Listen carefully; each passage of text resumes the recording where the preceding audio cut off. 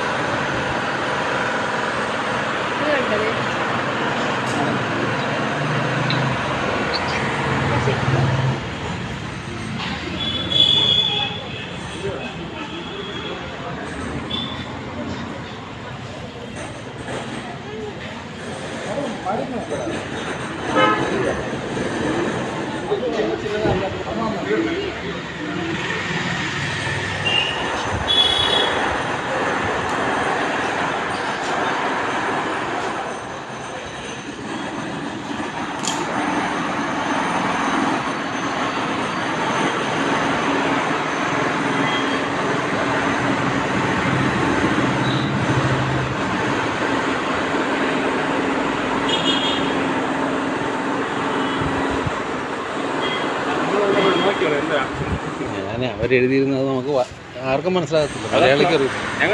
ഞാനത് പറഞ്ഞപ്പോഴത്തേക്ക് അവരത് മറയ്ക്കാൻ പോകും. അതെ, AC നോൺ AC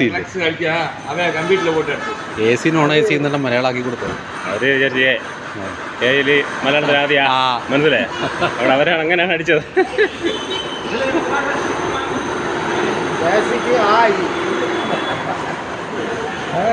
അതെ, AC എന്നുള്ള മലയാളത്തിലാക്കിയപ്പോൾ A ആയും മറ്റേ ഇത് C എന്നുള്ള. അതെ, ഓക്കെ.